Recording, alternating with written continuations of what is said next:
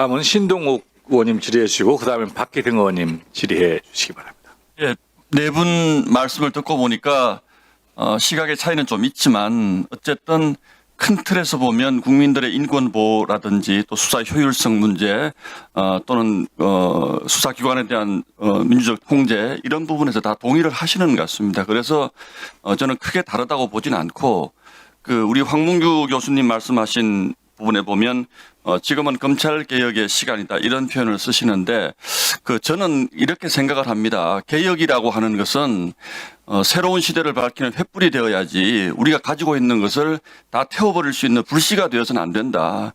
그래서 지금 검찰 제도가 문제가 일부 있다는 것 그리고 그동안 검찰이 잘못한 여론에 굉장히 각광을 받았던 이런 사건 수사로만 보면 검찰 개혁 분명히 필요하다고 저도 생각을 하고 있습니다. 그러나 이게 개혁이라는 말로 포장이 됐을 경우에는 정말 국민들에게는 다른 뉘앙스로 받아들여지시거든요. 그래서 지금은 검찰 개혁의 시간이니까 무조건 검찰부터 때려잡고 봐야 된다는 이 논리에 대해서는 저는 사실은 동의하기 어렵습니다. 어떻게 그 부분에 대해서는 어떤 생각을 가지고 말씀하십니까? 지금 그 논의에서 크게 간과되고 있는 부분이 하나 있습니다. 예.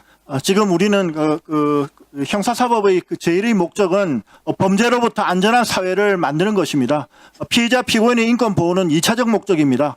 지금 라임 옵티머스 사건 같이 수조 원 단위의 피해가 발생하고 그리고 지금 각종 코인 사기, 그다음에 불법 온라인 도박, 마약 이런 사건들이 지금 범람하고 있습니다.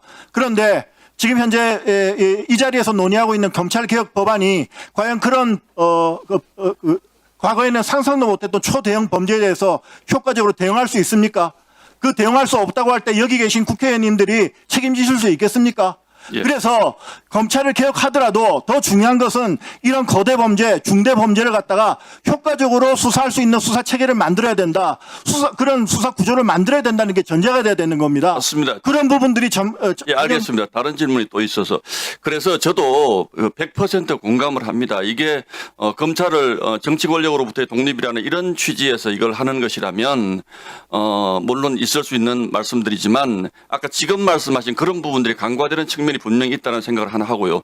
두 번째, 이건 좀 다른 각도의 얘기인데 이게 지금 기관의 입장에서의 개혁을 우리가 논의하고 있지 않습니까? 그런데 저는 법률 시장의 큰 변화라는 측면을 우리가 간과해서는 안 된다라고 생각을 합니다. 예를 들어서 지금 이제 변호인을 사고 또 아까 김혜연 변호사 지금 말씀하신 것처럼 우리 사회에 유전무죄, 무전유죄라는 이런 말이 있다시피 적절하게 자기의 방어권을 행사하기가 어려운 이런 구조 속에 있는 분들이 이렇게 갑자기 큰 변화가 있고 수사기관이 여러 개로 다변화됐을 경우에 과연 여기에 적절하게 대응할 수 있겠나. 그리고 또 하나는 검사가 이제 공소유지를 하는데 전혀 수사에 대해서 관여하지 않은 검사가 제대로 피해자 인권을 보호할 수 있는 공소유지를 할 수 있는 것인가 뭐 이런 부분에 대한 걱정이 있습니다. 어떻게 생각하십니까? 지금 그 문제가 제일 중요한 부분인데요. 예. 지금 검찰개혁 문제, 그다음에 형사사법 제도 개편의 문제는 국가적인 어떤 사법 비용하고도 문제가 관련이 있습니다. 그래서 가장 비용이 적게 들면서 가장 효율적인 제도가 최고의 제도인 것입니다. 그러면서 검찰이든 경찰이든 어느 한 기관도 수사권을 남용하거나 폭주할 수 없도록 만드는 제도를 갖춰야 됩니다.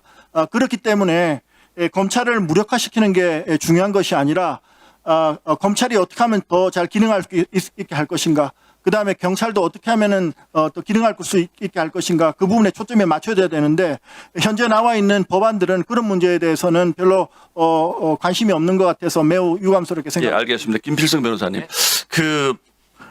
지금 우리가 절차법을 보완해야 된다는 거는 지금 이견이 없는 것 아닙니까? 네, 그죠? 네.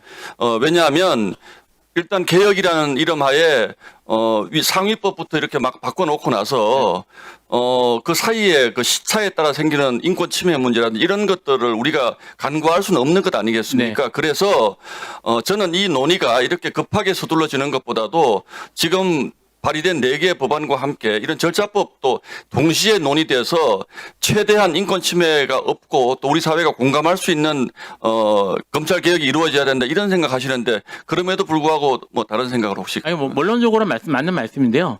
사실 이제 여기도 지금 몇 번 얘기했지만 공수처법이 공수처에 문제가 많다는 말씀이 나왔는데 공수처법 같은 경우가 사실 그런 식으로 가다가 잘 안 된 케이스입니다. 공수처를 일단 출범시킨 이후에 공수처를 제대로 보완해서 제 역할을 할 수 있도록 사실 스케줄에 따라서 진행됐어야 되는데 정치적인 그런 관심도나 이런 게 떨어지면서 공수처가 사실 방치됐거든요. 그래서 제 역할을 못하게 됐습니다. 우리가 지금 여기 논의되고 있는 이런 구조개혁 법안들이 그런 이유로 미뤄지게 되면 아마 쭉 밀려서 또 어떻게 될지 모릅니다. 그러니까 지금 말씀드렸던 것처럼 하드웨어를 만들고 소프트웨어를 채워넣는 방법을 동시에 논의해야 되는 건 맞는데요. 동시에 하는 건 맞습니다. 맞는데 지금 한 것처럼 지금 이제 뭐 시행 원안을 주잖아요. 언제부터 이제 실행하는 것처럼 시행전을 미리 하는 걸로 입법을 하고 거기에 맞춰서 동시에 이렇게 논의하는 식으로 이게 빠르게 진행되지 않으면 저는 결국 공수처법처럼 오히려 문제만 더 커지는 현실이 될 거라고 생각합니다. 예. 다음 박기승 의원님 질의해 주시기 바랍니다.